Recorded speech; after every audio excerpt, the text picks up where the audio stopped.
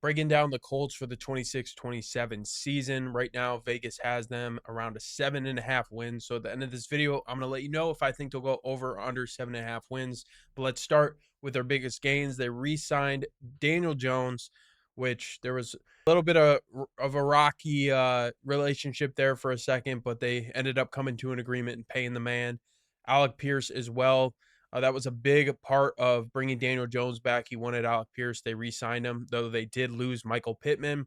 Now, I think they're going to be okay without Pittman. Josh Downs did pretty good last year. I think he's going to be an okay number 2 for them. Biggest losses, like we mentioned, Michael Pittman, definitely a loss, but I think they'll be all right without him. They lost Kenny Moore as well. He's been a veteran in their secondary, but he was getting older. So overall, nothing too crazy that jumps off the board on their offseason, but let's take a look at their depth chart. Got Daniel Jones at quarterback, of course. And so he's really surprised me. He's really came into his own and had a phenomenal season last year filling in. So I expect a lot of the same. He seems to be pretty comfortable in Indianapolis. Of course, Jonathan Taylor, one of my favorite players to bet for rushing and receiving yards. And the way I do all my player prop and team prop research is on DataStreak. I'll leave the link in the description if you want to check it out after this video. Got Alec Pierce, Josh Downs. Alec Pierce signed to a fresh contract. Josh Downs showed some spark last year, so I think they'll be all right without Pittman. Tyler Warren had a phenomenal. That was another one of the players that I bet on a lot. His rookie season had an amazing rookie year. Definitely a big fan of Tyler Warren. And usually tight ends don't have that good a year in their rookie year. Usually it's year 2, 3 where they start to really come on.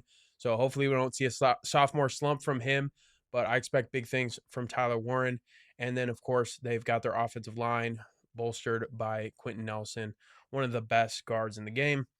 Defensively, of course, they traded for Sauce Gardner last year. I thought that was a good addition to their secondary.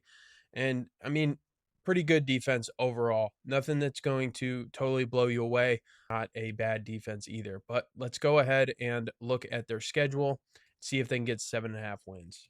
So we're going to go through game by game, see if it'll be a win or a loss. I think they're going to lose the game versus the Ravens. And they have the Chiefs at Arrowhead. I think that's going to be a loss as well. They have the Texans at Lucas Oil. That could go either way, but I'm going to call that a loss as well. I'm going to call the Commanders a win. Steelers at Acrisure. We're going to call that a win, though. And we're going to call another win versus the Titans.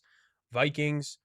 I think they can beat the Vikings. We'll see what to expect from the Vikings this year. It's going to be interesting. And they have the Jaguars. I think that'll be a loss. Cowboys, I think that'll be a loss. Dolphins, that will be a win. Dolphins are going to be pretty rough this year.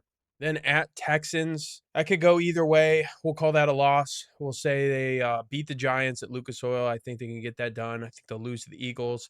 I think the Titans, they can beat twice. So we'll give them 7. And they have the Bengals in Lucas Oil. That could go either way. We're going to call that a loss, but then Cleveland Browns in week 17. Sorry, it's off my screen. Here, let's pull it down. In week 17, I think that'll be a win versus the Browns. And then they have the Jaguars. I think that'll be a loss. But with that, I'm at 8 on my fingers. So I think they will go over the 7.5. Let's take a look here. So right now, Vegas has the Colts at 7.5, over 7.5 at -125.